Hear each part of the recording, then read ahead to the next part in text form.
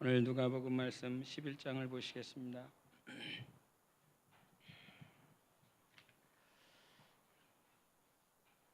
누가복음 11장 42절과 43절을 보겠습니다.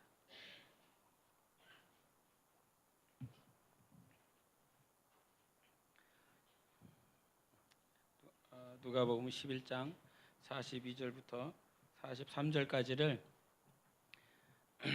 우리 합독하시겠습니다. 시작.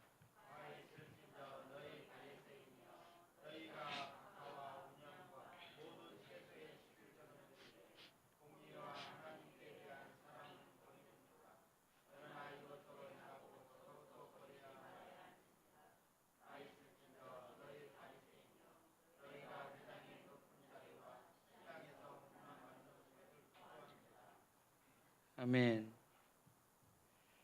아멘이십니까? 이게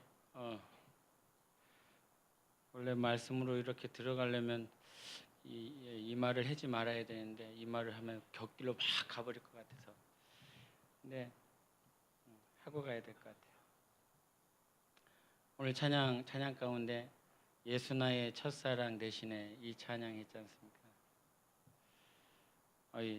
오늘은 이게 회개가 되네요. 예수 나의 첫사랑 대신에 예수님이 첫사랑인가?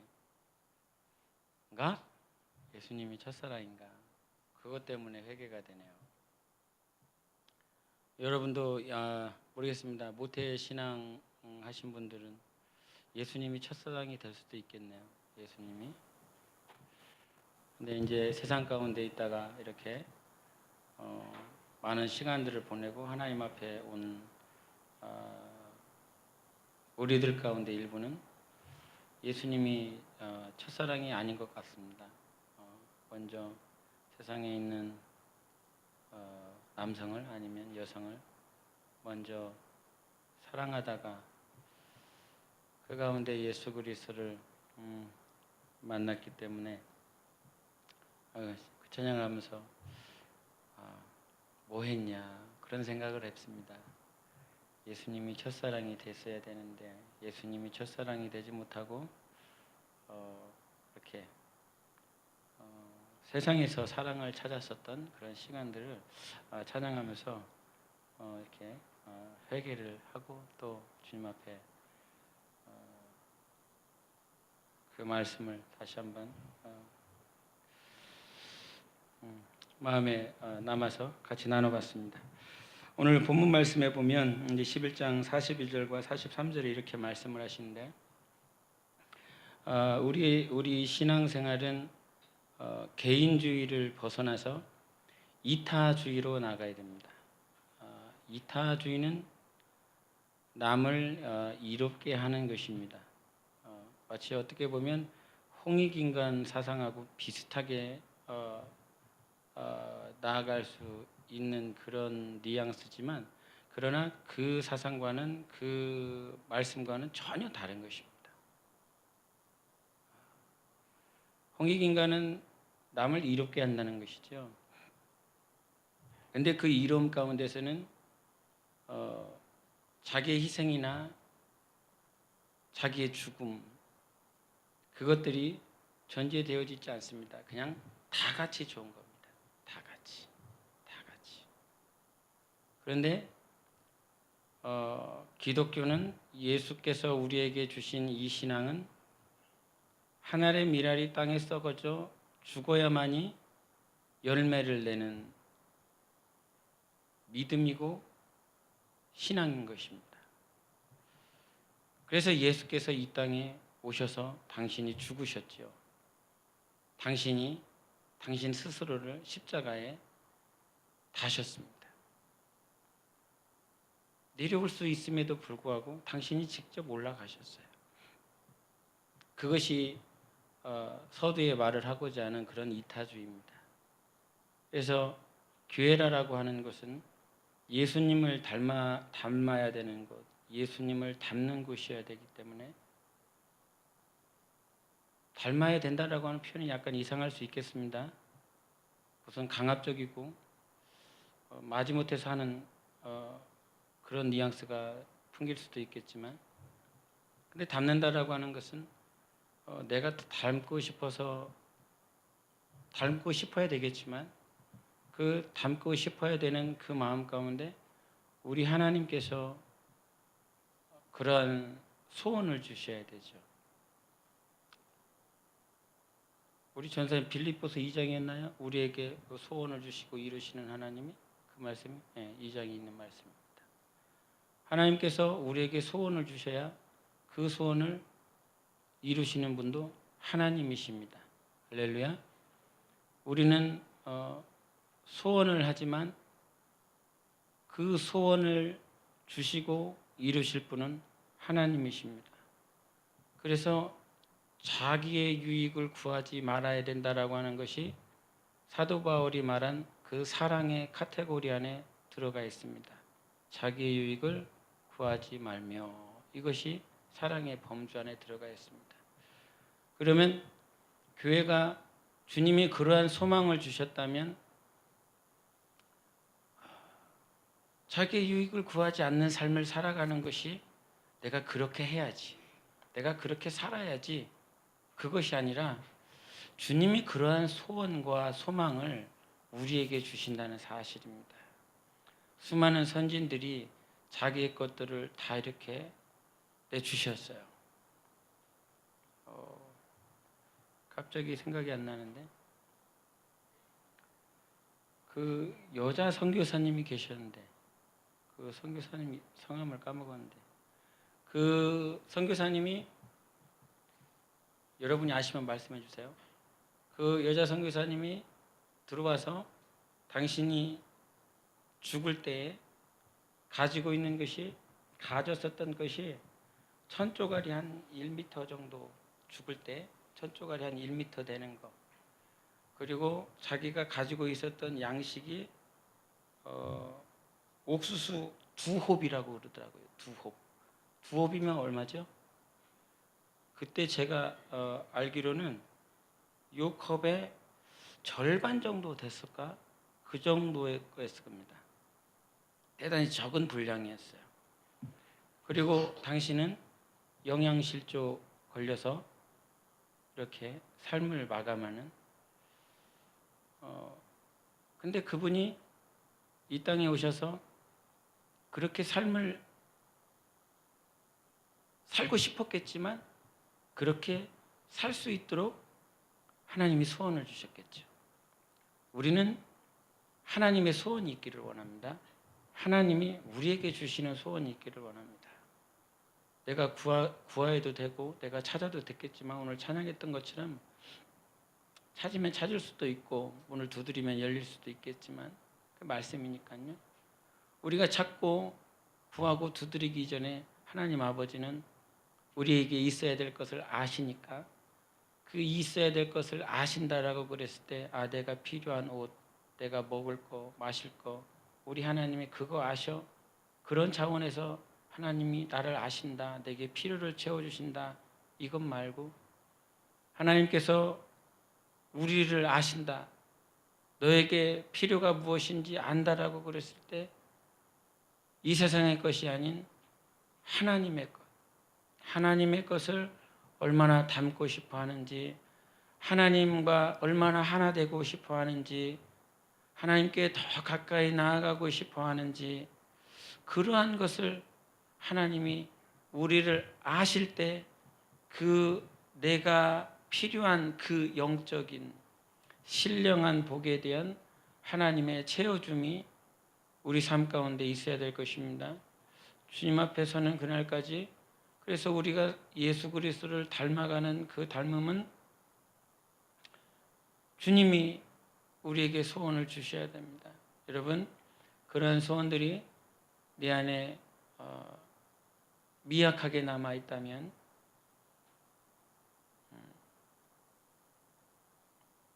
하나님은 약속대로 그것을 주신다고 하셨기 때문에 이 땅에서만 가능하고 우리가 7, 80년 사는 날 동안만 가능한 것입니다.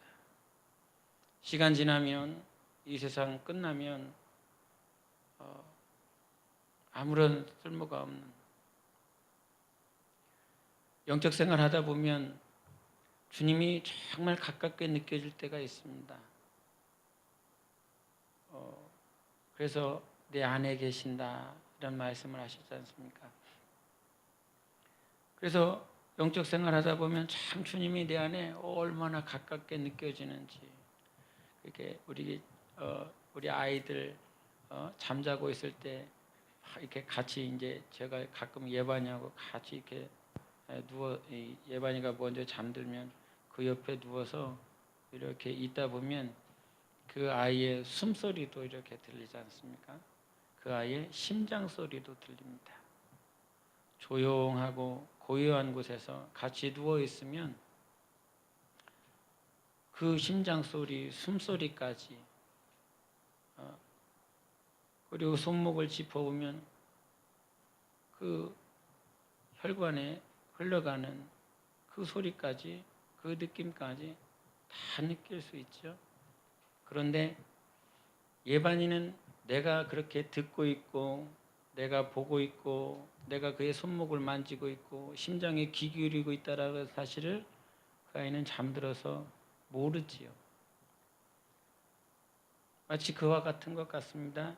우리가 영적 생활 가운데 잠들어 있고 깨어 있지 못한다고 그런다면 지금 나를 보고 계시는 하나님, 나의 심장 소리, 나의 모든 속삭임까지 다 지켜보고 계시는 그 하나님이 안 느껴질 때가 있습니다. 그러나 낭망이 필요 없는 것은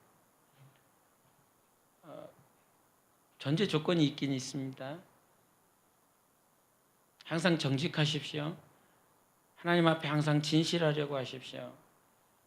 하나님의 뜻대로 100% 완성시키며 살아갈 수 없는 육체를 가지고 있지만 그 순간순간마다 항상 정직하려고 몸부림치십시오. 내비게이션이 있습니다.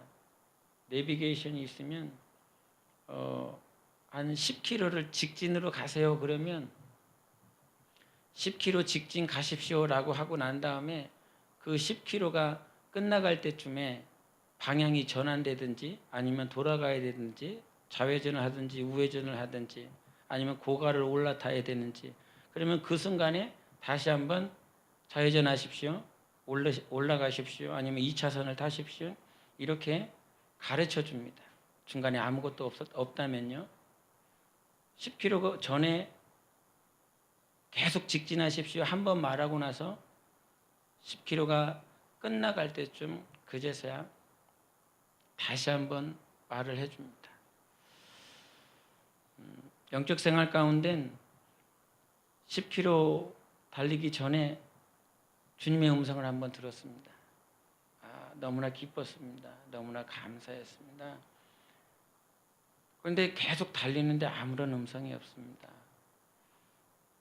10km가 끝나야 주님의 음성이 들리거든요. 10km 끝나갈 때쯤 다시 한번 내가 어디로 가야 될지, 직진을 해야 될지, 돌아가야 될지 그제서야 가르쳐 주시기 때문이거든요. 그래서 정직하고 그래서 진실해야 된다는 것입니다.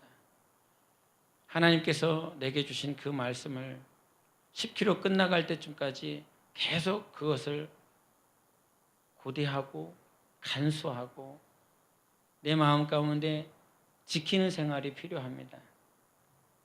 그러면 왜 아무런 말이 없지?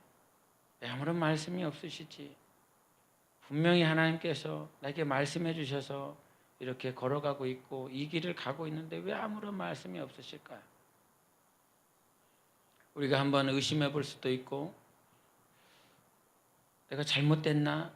나 자신을 진단해 보고 돌이켜 볼 수 있는 시간도 됩니다. 그러나 그 10km를 달리면서 하나님께서 나를 보고 계시고 있음을, 하나님께서 나와 함께하고 있음을 정직하게 믿으십시오. 정직하다라고 하는 말은 똑바로 서 있는 것입니다. 흔들리지 않고 똑바로 서 있는 것입니다. 하나님이 나를 볼 수 있게, 나를 따라오는 영혼들이 볼 수 있게 그 자리에 똑바로 서 있는 것입니다. 그래서 그렇게 하나님께서 주신 그 삶을 그대로 살아가는 것, 방향을 바꾸고 싶고 돌이키고 싶을 때도 참 많이 있죠. 내가 잘못 간 것 같은 그런 생각이 들어서 거의 그런 생각은 하지 않지만 개척을 할 때는, 개척해서 지하에 있을 때는 가끔 이런 생각을 해봤습니다. 내가 학교 그만두지 않았다면 좀 낫지 않았을까, 그런 생각들을 해봤습니다.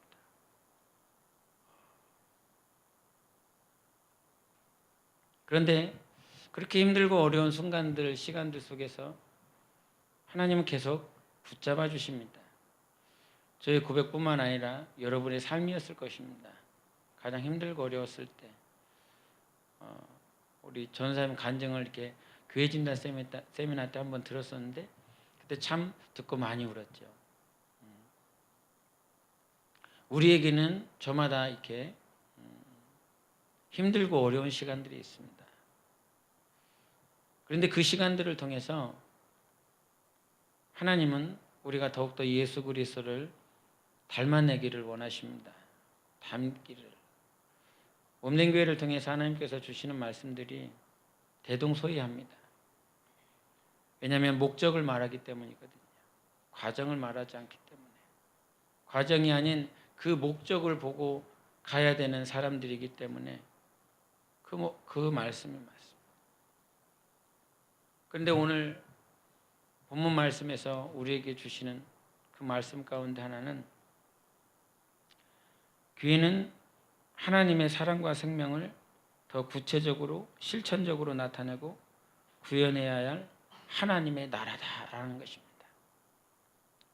교회는 하나님의 사랑을, 세상은 하나님의 사랑을, 하나님의 능력을, 하나님의 신성을 만물을 통해서 로마서 1장 20절에 말씀하신 것처럼 만물을 통해서 하나님이 계시지 않을까 라고 추측하며 가능성을 말을 하지만 이와 같은 세상 가운데 교회는 하나님께서 우리를 사랑하셨다라고 하는 그 확실한 확증을 나타내고 구현하고 실천해서, 아까도 찬양 가운데 그랬지만 주의 영광을 나타내야 되고 드러내야 되고 실천해야 되는 것이 바로 교회며 그 교회가 바로 하나님의 나라라 하는 것입니다. 교회는 하나님의 나라입니다. 교회는 하나님의 나라입니다. 교회는 하나님 나라의 그림자일 수 있습니다. 맞습니다. 완전하지 않으니까요. 그러나 다른 측면에서 보면 교회는 하나님의 참 나라입니다. 그냥 우리의 육신들이 모여있지만 성경에서 성령님이 임하시고 귀신을 쫓아내고 더러운 영들이 떠나갔을 때에 예수님께서 제자들에게, 유대인들에게 하신 말씀은 하나님의 나라가 너희 안에 임하였다 말씀해 주셨습니다. 하나님의 나라가 임한 자들끼리 이와 같이 모여서 하나님의 나라가 되어지고 있습니다. 완전하지 않은 모습 때문에 원수 마귀에게 넘어지고 귀신들의 역사 가운데 엎어지고 좌절하고 다시 세상으로 돌아가는 아픔을 겪는 자들도 있지만, 그러나 그 가운데 끝까지 승리하고 목적지까지 당도한 자들은 그 하나님의 나라가 실제적으로 이루어진 것입니다. 여러분이 하나님의 나라입니다. 각자가 하나님의 나라입니다. 그 하나님의 나라로서 하나님께서 성령님이 임하게 하셔서 나라가 되게 하신 것입니다. 그런데 그 나라에는 저마다 특징이 있죠. 특징이 있습니다. 우리 한국의 특징은요, 침략을 너무나 많이 받아서 경쟁이 되게 셉니다. 우리 아이들 이제 고3 끝나고 이제 성적표 받았다고 하더라고요. 그 아이들 다른 나라 친구들에 비하면 OECD 국가들 가운데서 정말 힘들고 어렵게 공부하고 있습니다. 그렇게 대물림을 받고 있습니다. 이 아이들이 경쟁해야 되겠다라고 해서 된 것이 아니라 그것이 과거에서부터 계속 대물림돼 왔습니다. 6.25 전쟁을 통해서 보릿고개를 통해서 아픔들을 많이 겪었죠. 일제식민지 치하 겪었죠. 조선시대 때 많은 아픔들을 겪었죠. 이 한국 땅덩어리는 많은 침략당하는 곳이었기 때문에 그 안에서 살아나려면 죽이지 않으면 살 수가 없었던 곳이라 경쟁이 심한 곳이 한국 땅입니다. 얼마 전인가 트럼프가 이스라엘의 수도를 어디로 천명했습니까? 예루살렘으로 천명했습니다. 여러분, 이스라엘에 귀 기울이고 있어야 됩니다. 이스라엘 소식을 귀 기울이고 있어야 됩니다. 이스라엘의 수도를 예루살렘으로 천명했습니다. 온 세상이 다 들었습니다. 팔레스타인이 미사일을 뿜어대고 있습니다. 그렇게 중동 지역 국가들이 위협 속에서 분쟁 속에서 미국이 그와 같이 천명한 것을 반대하고 있습니다. 전쟁이 일어날 수도 있고요. 하나님의 때에 하나님의 시간에 맞춰서 이루어질 것이겠지만 그 예루살렘은 이스라엘에 기속되어서 결국 그 안에 하나님의 성전이 새롭게 지어지면 적그리스도가 올 것이고 그 적그리스도가 하나님이라고 주장할 것이고 그래서 결국에는 모든 나라들이 적그리스도에게 무릎 꿇습니다. 그와 같은 환난 가운데 있을 때 승리하고 이긴 자들, 적그리스도에게 속하지 않고 666 표를 받지 않고 끝까지 고난을 이긴 자들, 하나님께서 그들을 부르시고 하나님 나라에 세우십니다. 신앙은요, 끝까지 가봐야 되는 것입니다. 처음 일순간 젊었을 때 그 열정, 그 노력 가지고 하는 것이 아니라 하나님의 인도하심 따라 하는 것입니다. 하나님께서 가르쳐 주시는 대로 하는 것입니다. 우리의 육체도 어느 순간 열심 사라지게 되어 있습니다. 그것이 두려운 것입니다. 그것이 무서운 것입니다. 그것이 소스라치게 사도 바울을 따라섰던 많은 동역자들, 귀한 일꾼들, 주님의 종들이었습니다. 그렇게 하나님의 일을 열심히 했었던 자들 끝까지 가지 못했습니다. 그 당시에 예루살렘에 많은 크리스찬들이 있었습니다. 그러나 그 가운데 예수 이름 때문에 순교한 자들은 얼마 되지 않습니다. 믿는 자들은 많았습니다. 하나님의 나라 그 이스라엘의 예루살렘을 수도로 천명했었던 그 시기들 무엇을 향하여 가고 있냐면 하나님의 때를 향해서 가고 있습니다. 중동 국가는 그렇게 이스라엘의 수도 때문에 많은 어려움들을 분쟁이 이루어지고 있습니다. 중동은 그러한 특징을 가지고 있습니다. 우리가 알아야 되는 건 그럼 하나님의 나라의 특징은 무엇이냐는 것입니다. 오늘 본문 말씀을 통해서 하나님의 나라의 특성, 하나님의 나라의 속성을 반드시 기억하고 있어야 됩니다. 하나님의 나라의 특성은 결국 누구의 특성이 나오겠습니까? 하나님의 특성이 나올 것입니다. 문재인 정부가 들어서면서 서민들과 일반 사람들과 격 없이 이렇게 가까워지는 모습들, 또 연약한 사람들, 그들에게 더욱더 가까이 나아가는 모습들 때문에 국민들이 좋아하고 있습니다. 여전히 70%대의 지지율을 얻고 있더라고요. 과거 정부에서는 그것을 보지 못했습니다. 그런데 현 정부에서는 그렇게 유지되고 있습니다. 그러면 문재인 정권 하에 있는 이 나라가 하나님의 나라인가? 그렇지 않습니다. 일반 서민들에게, 일반 백성들에게 가까이 나아가고 친화력을 가진 대통령이지만 영적으로 보면 동성애 때문에 이 나라가 계속 뒤집어지고 있습니다. 내년에는 낙태를 합법으로 해서 그것을 법 추진한다고 그랬습니다. 작은 것 하나하나인 것 같지만 그것은 하나님의 나라의 특성이 아닙니다. 사람을 세워주고 사람을 일으켜주는 그런 부분은 있지만 하나님의 말씀과 하나님의 그 특성이 이 땅에서 사라지고 있습니다.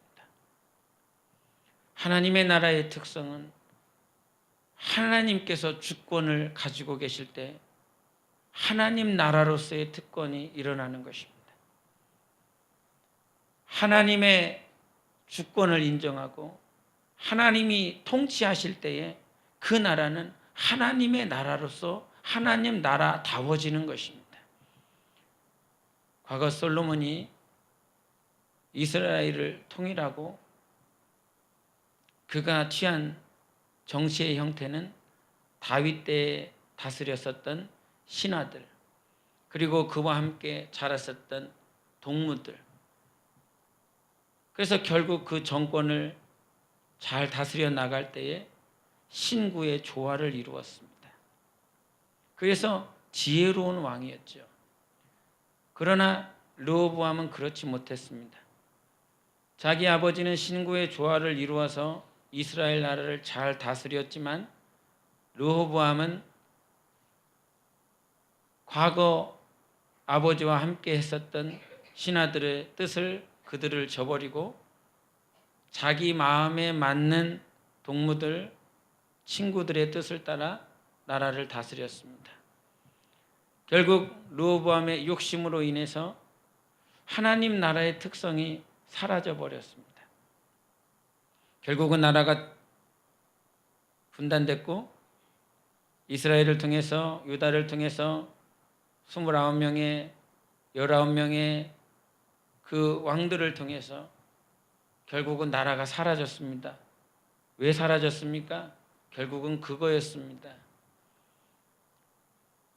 하나님께서 그들을 세운 그 왕들이 자기의 나라로 생각하고 그 나라를 다스려 나가고 자기의 성격, 자기의 기질, 자기의 달란트, 자기의 재능들을 그 안에 투입하면서 자기의 색깔을 내기 시작할 때 하나님의 색깔이 나오지 않았습니다.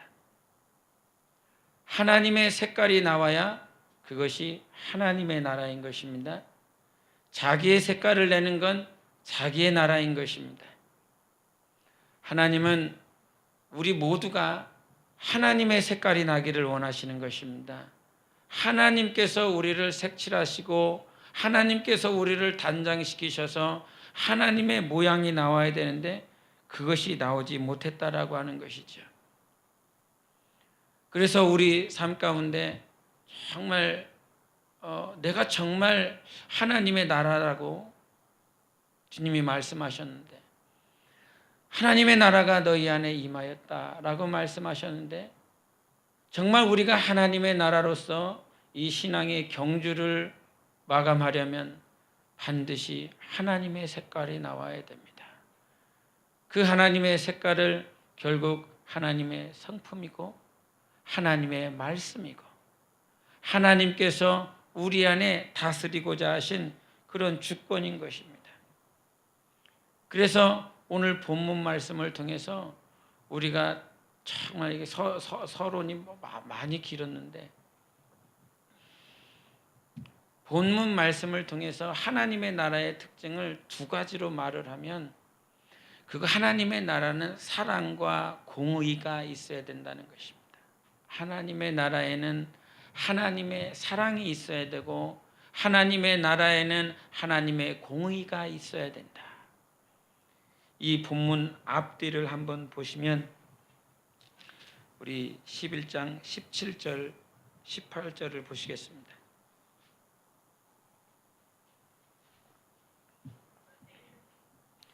11장 17절 18절입니다. 우리 장수 형제가 한번 읽어주겠어요? 예수께서 그들의 생각을 아시고 이르시되 스스로 분쟁하는 나라마다 황폐하여 지며 스스로 분쟁하는 집은 무너지느니라. 너희 말이 내가 바알세불을 죽이고 귀신을 쫓아낸다 하니 만일 사탄이 스스로 분쟁하면 그의 나라가 어떻게 서겠느냐. 아멘. 그리고 51절을 한번 보시겠습니다. 51절 우리 예선이가 한번 읽어주세요.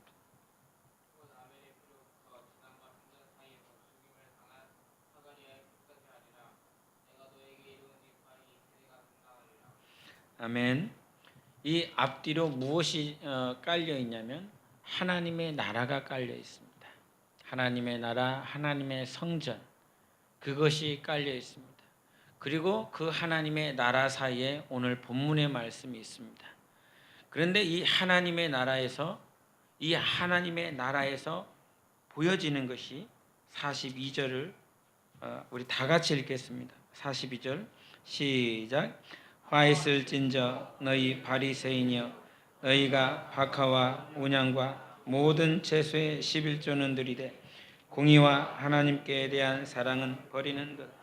그러나 이것도 행하고 저것도 버리지 말아야 할지니라. 아멘. 사랑과 공의를 함께 거론하고 있는 성경 구절은 신약에서 이 구절이 유일합니다. 사랑과 공의가 있어야 된다. 하나님의 나라를 앞뒤로 말을 하면서 그 중간에 거론하고 있는 것이 바로 사랑과 공의인 것입니다. 그런데 이 사랑과 공의가 드러나지 않는 자들이 누구냐면 39절입니다. 시작. 주께서 이르시되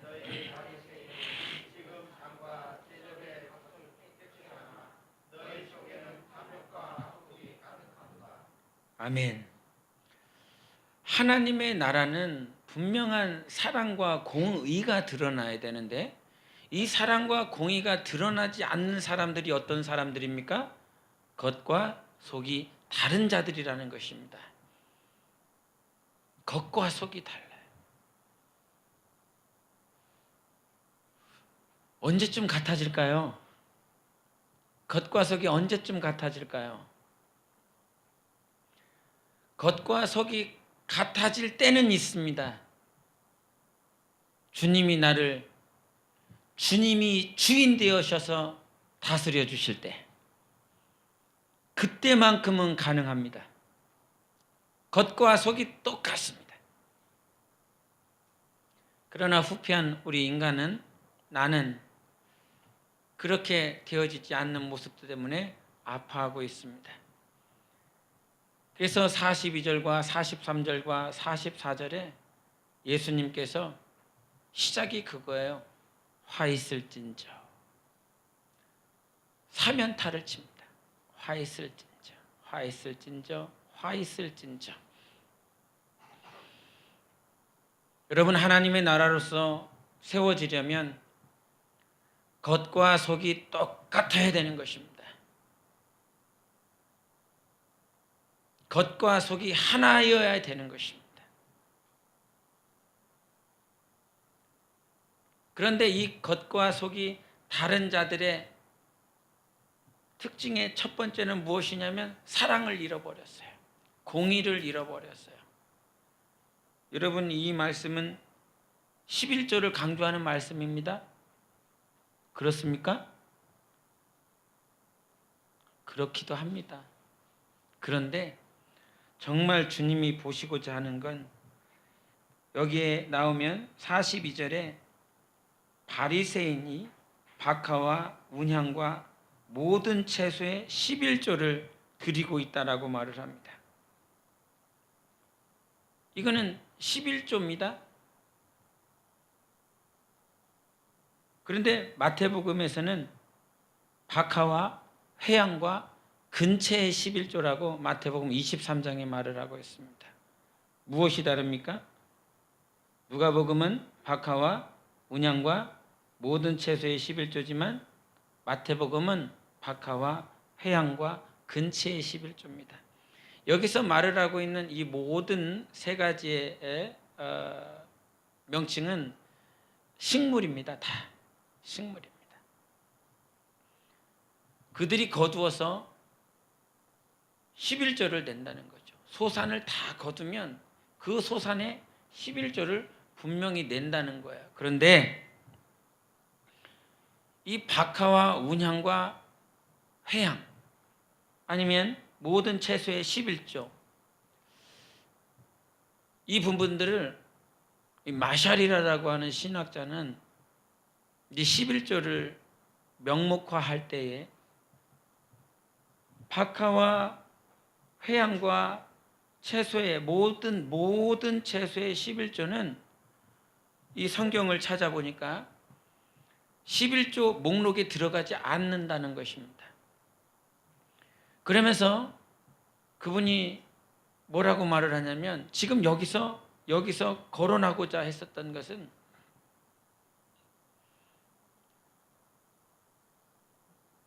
목록에도 없는 박하와 모든 채소의 11조와 운향에 대해서 말을 하면서 이거는 목록에 없는 거야. 그러면서 이거를 자기가 내고 있다라고 하며 하나님께 예수 그리스도께 자기의 열심을 자랑하고 있다는 것입니다. 이것이 결국은 자기 중심적인 신앙생활을 할 때 우리가 중요한 것은 무엇이냐면 내가 이렇게 하고 있습니다. 내가 이것을 지금 노력하고 있습니다. 수고하고 있습니다가 아니라요. 주님이 베드로든 요한이든 야고보든 그들이 갈릴리에서 배에서 그물을 던지며 수고하며 고기를 낚는 그 열심을 하나님께서 인정하시는 것이 아니라 비록 그 순간 고기를 못 낚았다 할지라도 예수께서 나를 따르라 말씀하시면 자기의 열심, 자기의 수고를 내려놓고 예수님의 말씀하신 대로 따라가는 것이 하나님께서 인정하는 삶인 것입니다. 그런데 자기 중심적인 삶을 살아가 버리면 하나님께서 우리 안에 하나님 나라로서의 주권을 회복하고 통치하셔야 되는데 그것이 되지 않는다라고 하는 것입니다. 여러분, 예배가 자기 중심적인 예배가 되어진다라고 한다면 마치 여로보암이 그랬습니다. 이 유다 땅에는 르호보암이 다스렸고 그 북쪽의 10지파는 여로보암이 다스렸습니다. 그 여로보암이 다스리면서 자기가 제단 두 곳을 만들었습니다. 하나는 단이고 하나는 베델이었습니다. 그 이스라엘의 가장 북쪽과 가장 남쪽, 그래서 유다 땅으로 내려가고 싶었었던 이스라엘 백성들은 그 베델에 머물러서 예루살렘으로 가지 못하고 그 단과 베델에서 여로보암이 세운 제사장들의 지휘하에 제사를 드렸습니다. 누구를 위한 것입니까? 백성들을 위한 것입니까? 백성들이 하나님 앞에 제사하고 예배를 잘 드릴 수 있도록 단과 베델에 제단을 쌓은 것입니까? 그렇지 않습니다.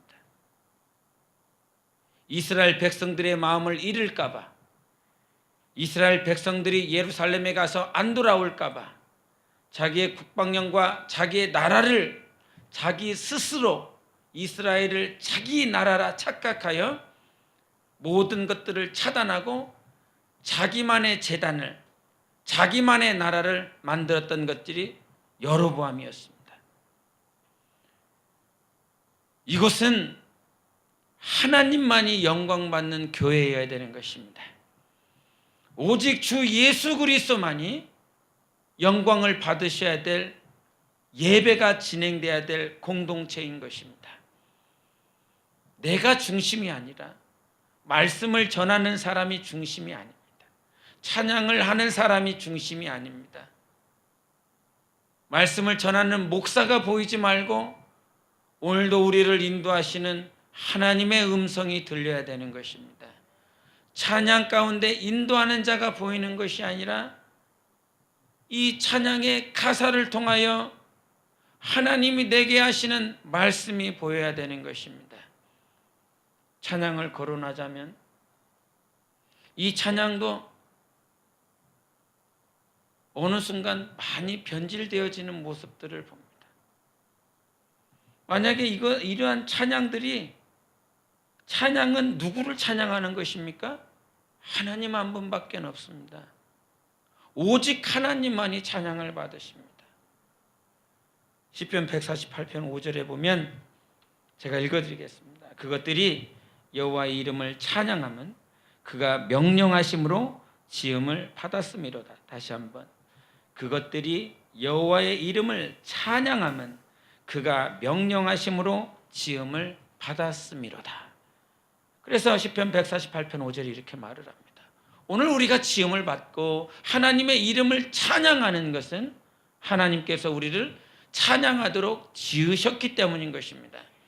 그래서 우리는 찬양을 할 때에 제가 가끔 우리도 힘들 때 있지 않습니까? 어려울 때 있지 않습니까? 내 마음이 위로받고 싶을 때가 있습니다. 제가 그런 찬양을 하고 있었습니다. 무슨 찬양이었는지는 잃어버렸는데 그 찬양을 듣고 있던 어떤 전도사님이 오셔서 기타 치고 찬양하고 있는데 오셨어요. 오시면서 제 옆에 오셔서 하시는 말씀이 전도사님 사정하고 똑같은 찬양이네요. 그러면서 한마디 하고 가시더라고요. 그게 한 15년 전의 일입니다. 그런데 그 말을 아직도 기억하고 있습니다. 그때는 내가 너무 힘들고 내가 너무 어려워서 내 마음을 위로해 줄 수 있는 내 삶과 내 형편과 내 처지가 똑같은 그런 찬양을 하고 있었습니다. 그런데 그것을 듣고 있던 전사님이 그 말을 하면서 가시더라고요.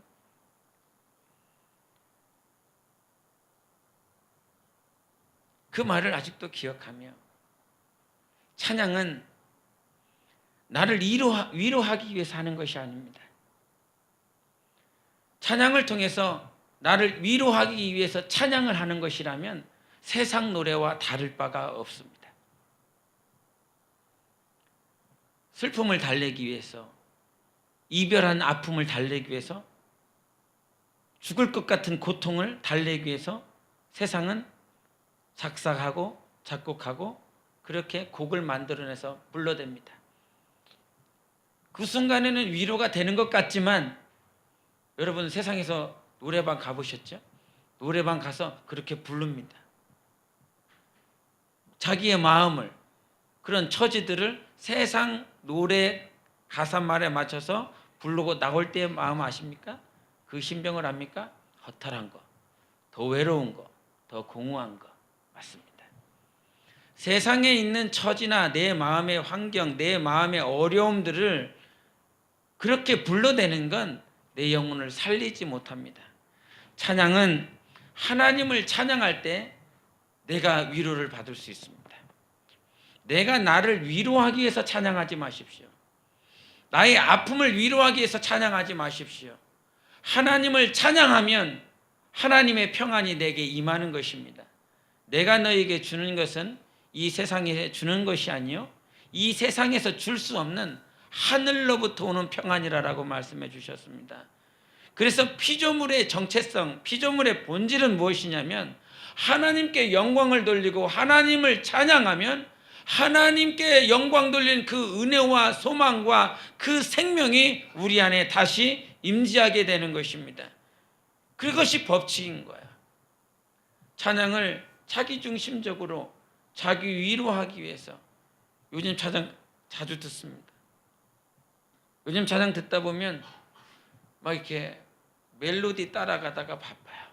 멜로디 따라가다.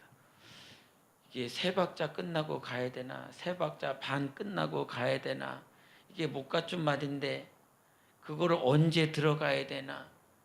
그러면 이 언제 들어가지? 하다가 이렇게 놓쳐버리는 그런 모습들이 있습니다. 그런데 찬송가는요 참 단순해요. 4분의 4박자, 4분의 3박자, 무슨 세상 게 궁짝궁짝 하는 것처럼 그렇게 하는데 가사에 집중할 수 있습니다. 거기서 무엇을 말하고자 하는지 집중이 됩니다. 그런데 요즘 찬양들은 그 멜로디에 신경을 써야 되는, 그래서 전문가가 인도를 하지 않으면 인도하기가 참 힘든 그런 모습들이 있죠.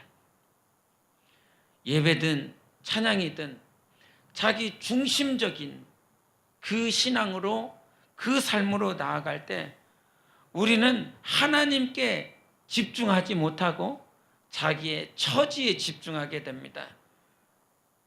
우리의 신앙에 하나님께서 분명히 말씀하신 것, 자기 중심적인 삶을 살아버리면 내가 박하를, 회양을, 모든 채소의 11조를 하나님 앞에 드린다라고 하는 자기의 열심, 자기의 수고, 자기 중심적인 그러한 종교 생활을 하면 하나님 중심이 되지 못하기 때문에, 하나님이 중심이 되었을 때 우리는 하나님이 통치하시고 하나님이 나를 다스림으로 하나님 나라로서의 특성이 나오는 것입니다.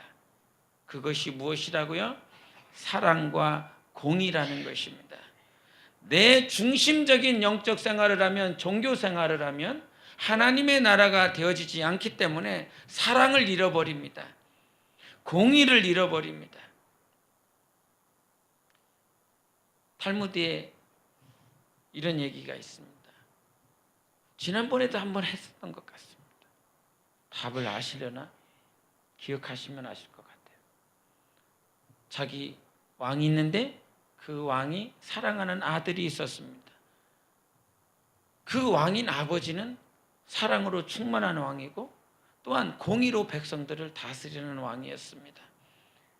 그런데 그 왕자가 세상 가운데 살다 불법을 행하고 그것이 걸려서 법정에 와 있습니다. 그 법정에 와 있는 자기 아들을 심판하기 위해 왔었던 그 왕이 사랑의 왕이고 공의의 왕이다라고 하는 두 가지 조건을 만족시키기 위한 판결은 무엇이었습니까? 한쪽에 있는 신하, 또 다른 쪽에 있는 그 신하들은 분명히 사랑의 왕이기 때문에 저를 용서할 것이다. 다른 한쪽에 있는 신하들은 공의의 왕이기 때문에 법대로 심판할 것이다. 두 무리가 나누어졌습니다.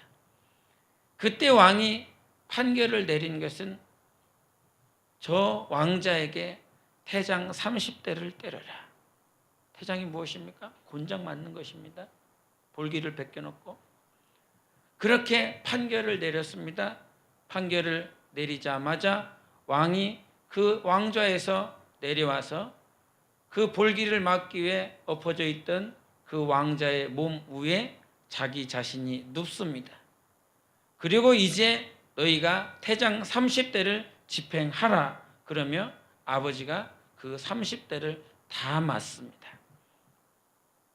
이것이 사랑과 공의를 이룬 왕이라고 탈무드에 나옵니다. 이것이 누굽니까? 예수 그리스도입니다. 영원히 불법 가운데 행하여서 정죄받고 형벌받고 사망 가운데 죽을 수밖에 없었던 우리 위에 예수 그리스도가 십자가에 달리심으로 우리의 모든 죄와 형벌을 대신 담당해 주셨습니다. 그래서 예수 그리스도는 사랑의 왕이시고 공의의 왕이십니다. 사랑을 실천하시며 반드시 하나님의 말씀대로 하나님의 뜻을 이루시는 분이 바로 우리 하나님이십니다. 그 공의를 우리가 생각했을 때에 하나님의 나라로서 살아갈 때 절대 잊지 마십시오. 내가 정말 사랑을 베풀고 있는가? 그리고 공의를 이루고 있는가?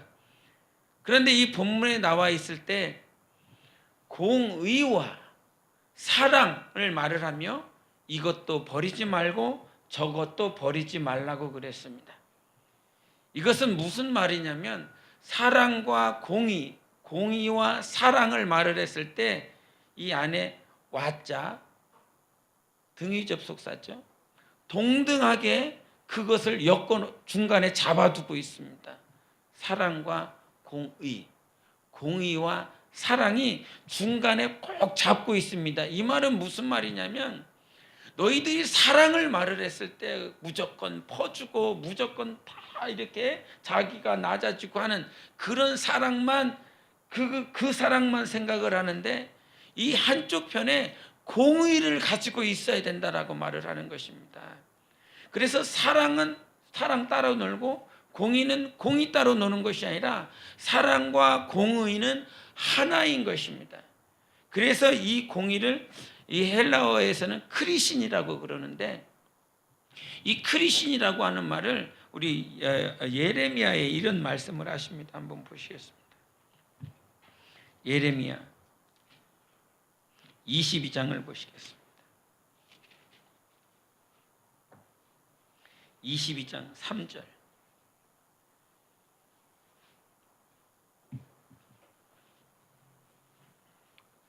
우리 신명철 집사님 한번 읽어주시겠습니까?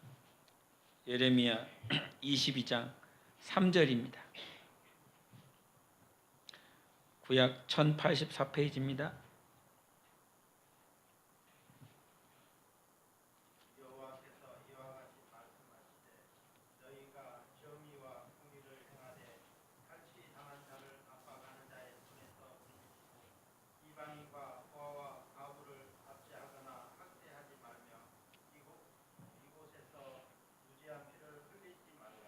아멘.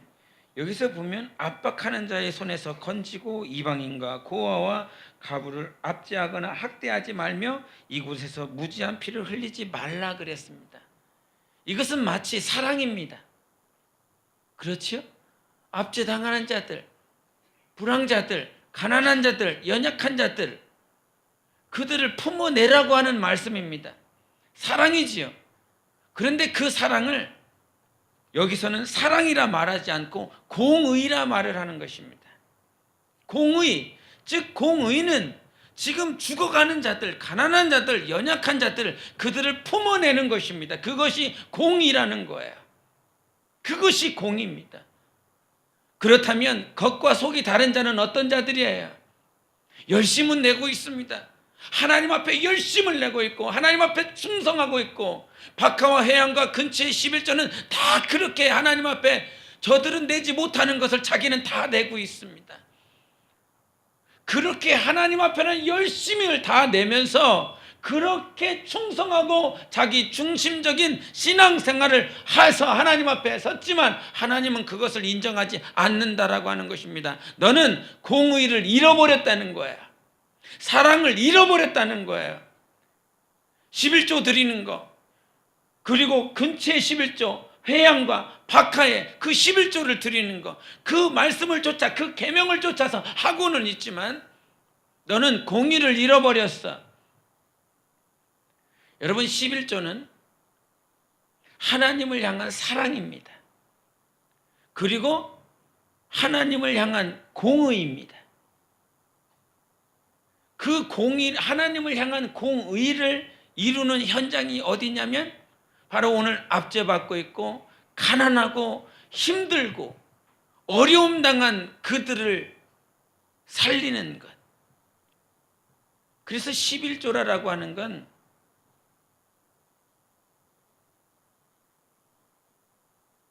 하나님을 사랑하기 때문에 하나님 앞에 드리는 것이요.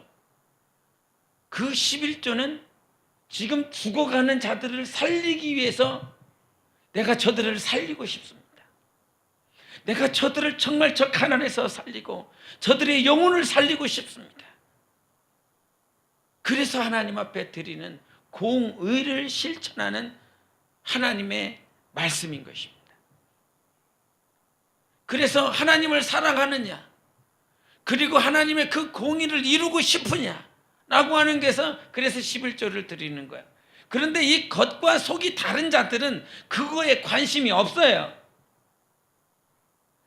하나님을 사랑하는 거에 관심이 없어요. 지금 하나님 나 이렇게 하고 있으니까 하나님 나 복 주세요. 그것을 말을 하는 것입니다. 하나님 나 이렇게 11조를 드렸으니 11조를 드리면 그 말라기서에 너의 창고에 하나님께서 차고 넘치게 부으시라고 하는 그 말씀을 내 안에 이루어 주시옵소서. 그것을 바라보고 하나님 앞에 11조를 드리는 것입니다. 하나님을 사랑해서 드리는 것이 아니라 복받기 위해서 그들이 11조를 준수하고 있는 것입니다. 마찬가지로 그들의 겉과 속이 다르기 때문에 그들은 가난한 자들은 보이는 것이 보이지 않습니다. 지금 죽어가는 자들은 보이지 않습니다. 하나님이 주일날 말씀하셨죠. 성보대로 성당을 세우지 말라. 영혼을 위하여 살라. 영혼 때문에 살라. 그 영혼을 위하여 살라. 그 영혼을 위하여 살 때 하나님이 우리의 모든 필요를 채워주십니다. 그 필요가 뭐라고요? 여러분의 먹고 마시는 것이 아니기를 바랍니다. 하나님을 닮는 것, 하나님을 닮고자 하는 것, 하나님 앞에 헌신하고자 하는 것, 하나님의 뜻대로 살고자 하는 것, 하나님 앞에 더 가까이 가기를 원하는 내 영혼의 필요를 하나님께서 채워주시는 것입니다. 내 이웃을 하나님을 사랑하라 말씀해 주셨습니다. 뜻을 다하고 목숨을 다하고 성품을 다하여 주 너의 하나님을 사랑하라고 말씀하시고, 둘째 계명에 그와 같이 네 몸을 사랑하는 것처럼 네 이웃을 사랑하라고 말씀해 주셨습니다. 2014년 수련회 할 때 이런 말씀을 한 적이 있습니다. 우리가 하나님을 사랑하며 하나님 닮고 싶습니다. 하나님 앞에 더 가까이 나아가기를 원합니다. 그런 단계를 지난 사람은 이웃 사랑하는데 몸부림쳐야 된다라고 하는 말씀을 한 적이 있습니다. 영혼을 위해서 헌신하고 영혼을 위해서 살아갈 때, 영혼을 위해 자기를 낮출 때, 자기 삶을 보낼 때에 우리는 그제서야 하나님을 닮을 수 있습니다. 선조들을 보십시오. 사도들을 보십시오. 사도 바울이 어떻게 바뀌었습니까? 복음을 전했기 때문입니까? 그것이 아닙니다. 영혼을 위하여 살아갈 때, 영혼을 위해서 자기의 목숨까지 내어줄 때 그제서야 하나님의 마음을 알 수 있었던 것이었습니다. 예수 그리스도가 십자가에 못 박히신 것이 이거구나. 베드로가 십자가에서 거꾸로 못 박히면서 그 로마에 있는 영혼들을 정말 끝까지 권면하고 말씀으로 권면하고 살리고 그들을 위로하고, 자기는 십자가에 못 박히는 그 마지막 그 끝에 가면서 그는 누구를 알 수 있었을까요? 예수 그리스도를 알 수 있었습니다. 주님이 우리에게 말씀하셨죠. 자기 십자가를 지고 오지 아니하면 너희는 내 제자가 될 수 없다라고 말씀해 주셨습니다. 그 십자가 맨 끝에 달렸을 때에, 십자가에서 죽을 때에 누구를 알 수 있을까요? 그 십자가에서 죽으신 예수를 알 수 있습니다. 이분의 심정이 이거였구나. 이분이 우리를 사랑한다라고 하신 그 말씀이 그거였구나.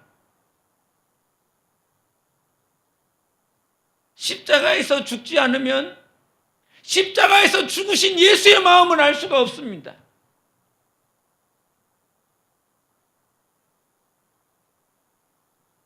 주님이 마태복음 11장에 말씀하셨죠.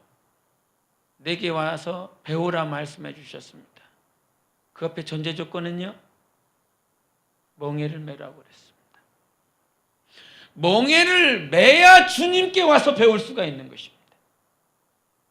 멍에를 벗어 던지고 주님께 배울 수가 없습니다.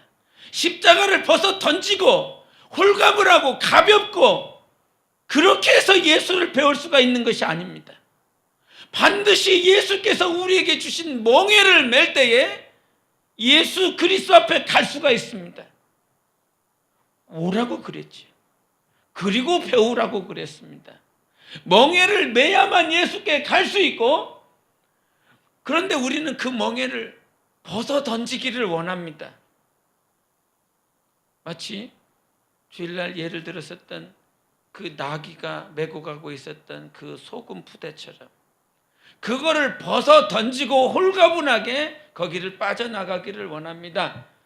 그러나 그렇게 해서 주님을 닮을 수 있는 것이 아니라 그렇게 해서 하나님의 나라가 우리 안에서 온전히 이루어지는 것이 아니라 끝까지 십자가를 메고 갈 때에 우리는 예수님을 닮을 수 있습니다.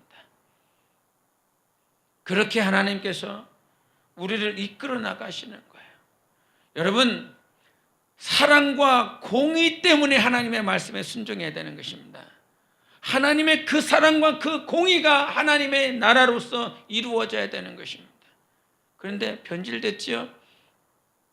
과거에 천막에서 판자촌에서 교회를 개척하고 그렇게 목회를 시작했었던 그 가난한 목사들은, 가난한 전도사들은 가난한 사람들을 향해서 갔습니다. 지금 고름나고 지금 아파하는 자들을 향해서 갔습니다.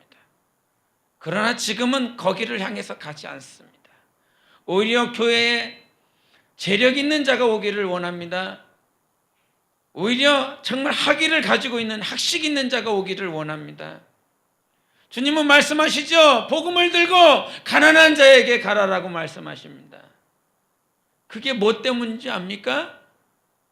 하나님의 사랑과 하나님의 공의가 이루어지기 때문인 것입니다. 그러나 변질됐어요. 더 좋은 것을 찾고 더 큰 것을 찾습니다. 이렇게 말하고 있는 저 역시 늘 두렵습니다. 솔로몬이 말했었던 하나님, 오늘도 일용할 양식으로 살게 하소서.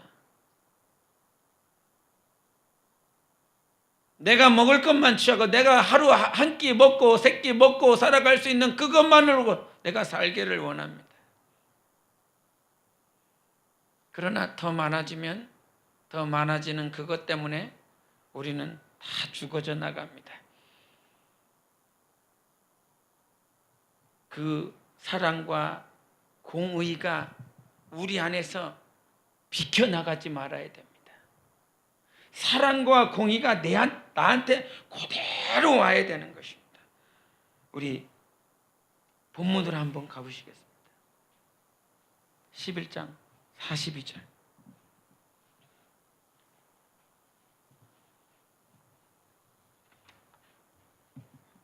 11장 42절. 우리 김은지 교사가 한번 읽으십시오.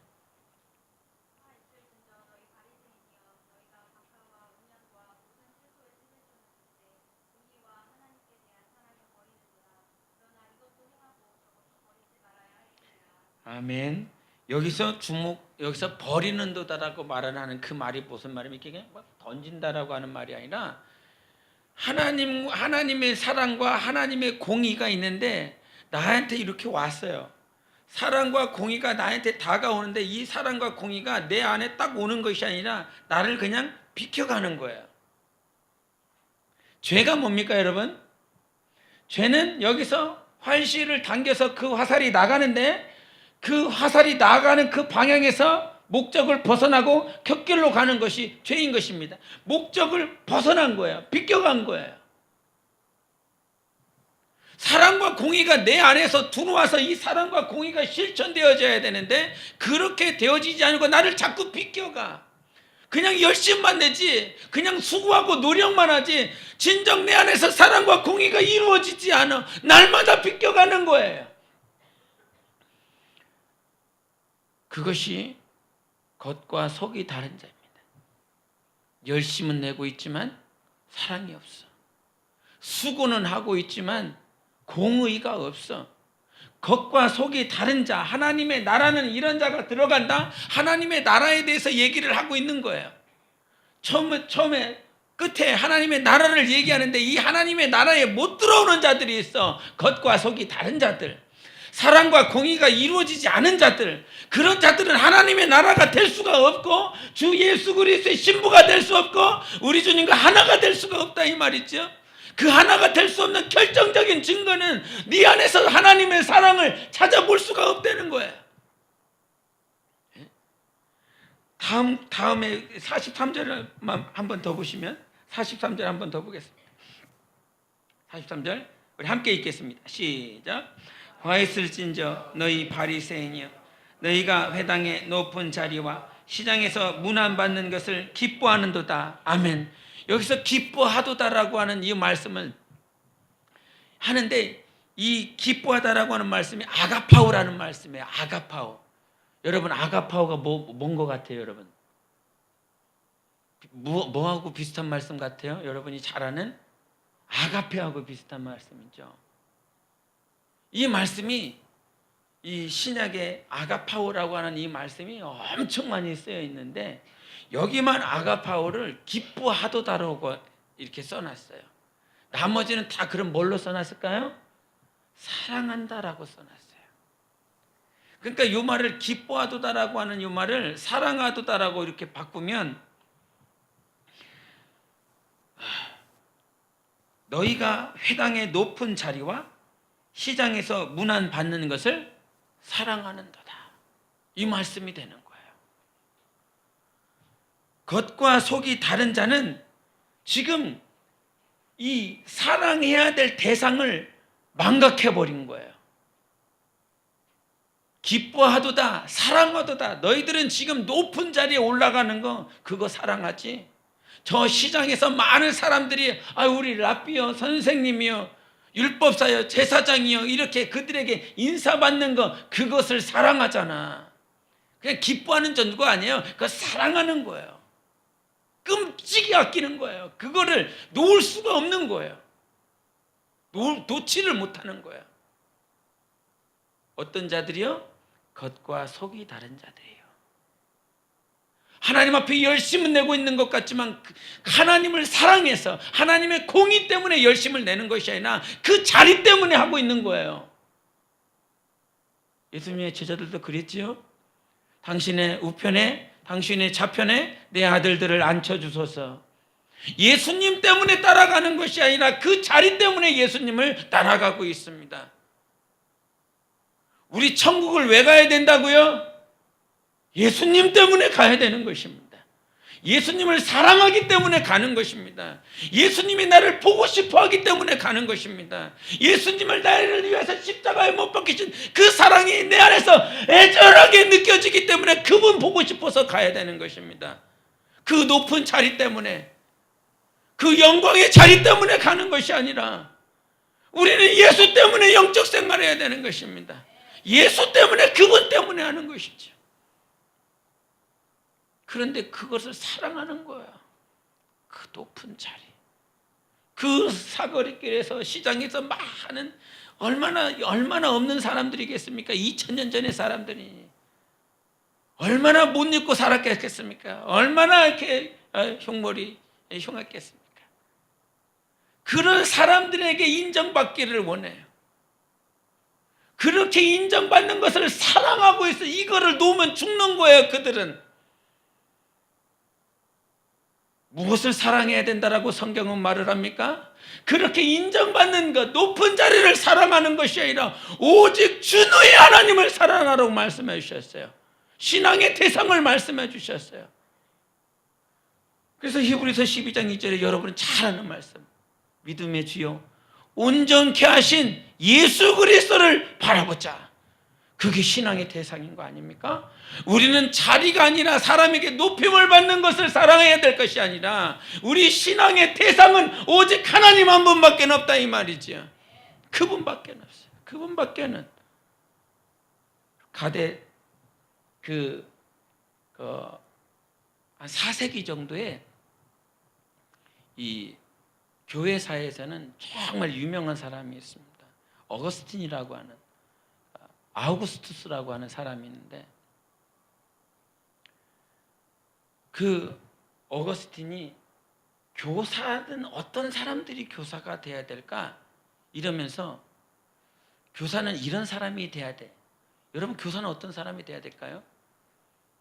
근데 이 어거스틴이 한 말이 뭐가 있냐면, 교사는 티칭을 하는 사람이 아니다. 교사는 포인팅하는 사람이다. 이런 말을 했습니다. 그 말이 되게 인상적이더라고요. 우리는 성경에도 말을 하지만 오직 우리 안에 기름 부으심이 가르친다라고 그러셨지요. 그러면 우리 안에, 내 안에 가르치신 그분 때문에, 그분으로 인하여 내가 포인팅하는 거예요. 여러분, 가르친다와 가르친다 잘 사용하고 계십니까? 어떤 분은 가르친다 하면서 이렇게 가르친다 하세요. 가르친다? 그럼 막 이렇게 하면서 가르친다 그래요. 이게 가르친답니다. 이게 가르친다요? 이게 가르친다고요. 교사는 가르친다가 아니라 가르치는 자야 된다 이 말이죠. 내가 예수만 잘 가르치면 되는 거예요. 가르치는 게 아니라요. 저분이 예수야. 누가 그랬어요? 침례 요한이 그랬죠. 저분이 예수라고. 저분이 우리가 고대에 썼던 예수라고. 예수께 가자 하면서 포인팅하면 되는 거야. 그런데 내가 포인팅을 다른 데 하고 있어요. 다른 데 가리키고 있어요. 예수는 말을 하고 있어. 예수는 이런 분이시다. 예수는 이렇게 사역하셨다라고 말을 하고 있지만 내 마음에, 내 눈에 포인팅이 다른 데가 있어요. 겉과 속이 다른 자인 것입니다. 내 입술로는 예수를 가르치고 있지만 내 눈으로는 지금 예수를 보고 있는 것이 아니라 저 높은 자리. 어떻게 하면 사람들에게 인정받을까? 그것을 앙망하며 그것을 열망하며 나아가고 있어요. 그것을 사랑하고 있어요. 여러분 플라톤 아십니까? 들어는 보셨죠? 플라톤. 아리스토텔레스는 들어보셨죠? 그런데 이 라파엘이라고 하는 사람이 약 1600, 1500년 정도의 사람인데 이 사람이 그림을 그렸어요. 그 그림을 그렸는데 그 그림 제목이 아테네 학당입니다. 아테네 학당. 근데 그 아테네 학당에 고대에서부터 그 라파엘이 살았었던 때까지 유명한 철학자들을 거기에다가 다 그려놨어요.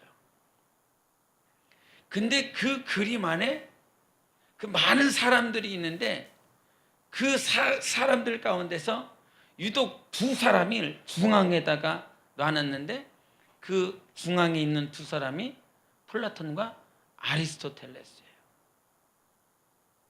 한번 보여줘 볼래요?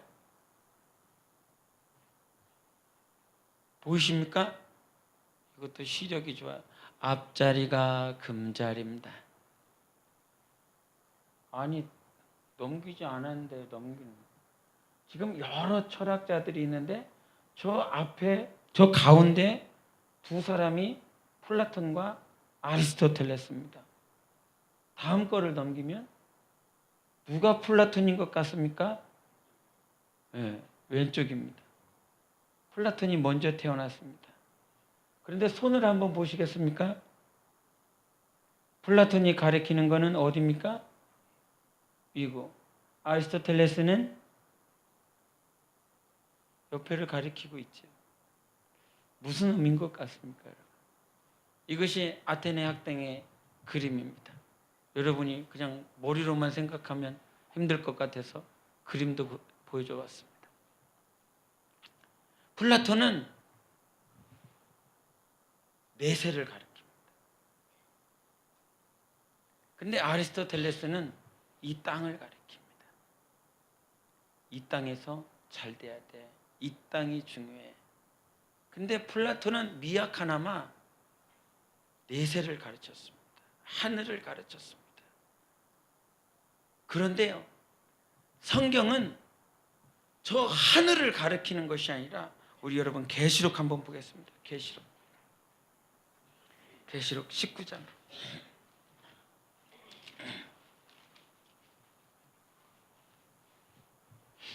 11절을 보겠습니다. 계시록 19장 11절입니다. 우리 함께 읽도록 하겠습니다. 시작.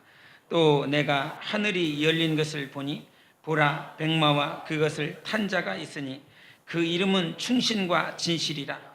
그가 공의로 심판하며 싸우더라. 아멘. 여기서 보라라고 하는 말이 2번 나오는데 그 맨 처음에 보라를 할 때는 어디를 봅니까? 하늘이 열린 것을 보라는 것입니다. 그런데 하늘 열린 것을 왜 봅니까? 충신이요 진실하신 분이시요 만왕의 왕이신 예수 그리스도가 그 하늘에서 오시기 때문인 것입니다. 우리는 막연하게 하늘을 보는 자가 아니라 그 하늘에 계신 예수 그리스도를 봐야 되는 자들인 것입니다. 그저 플라톤처럼 미약하게 저 하늘이다 내세다가 아니라 오늘 예수 그리스도를 통해서 우리에게 가르쳐 주신 것은 저 하늘에 예수 그리스도가 있다. 저 하늘에 만왕의 왕이신 예수가 있다. 그것을 말씀하고 계십니다. 시편 123편 1절에 이 말씀하십니다. 하늘에 계신 주여 내가 눈을 들어 주께 향하나이다. 주님만 보는 것입니다. 믿음의 주여 온전케 하신 예수 그리스도만 바라보는 것입니다. 그것이 오늘 내가 사랑해야 될 것이에요. 겉과 속이 다른 자는 자기가 무엇을 사랑해야 되는지 모르는 거예요. 지금 자기의 삶 가운데서 무엇을 사랑하며 자기의 삶을 살아가야 될지 모르는 거예요. 그냥 높은 자리, 사람에게 인정받는 그 자리를 위해서 열심히 사는 것 같지만, 열심히 기도하는 것 같지만 하나님을 사랑해서 하는 것이 아니라, 하나님의 공의 때문에 하는 것이 아니라, 영원 사랑해서 하는 것이 아니라 자기의 열심을 세상에 드러내고 싶고 자기가 이렇게 열심히 충성하고 있다라고 하는 것을 자기 중심적으로 드러내기 위해서 그렇게 열심을 다하고 있습니다. 매 순간 매 분초마다 우리가 싸워야 될 것이 주님 오늘도 겉과 속이 동일하게 하소서. 예수님이 내 안에 살아계시면 가능합니다. 내가 하늘에 계신 주 예수 그리스도를 보면 가능합니다. 주님 오늘도 주님 보게 하소서. 주님만 바라보게 하소서. 우리는 그때 하나님의 나라로서 정말 주님이 통치하시는 주 예수 그리스도의 나라가 될 수 있습니다.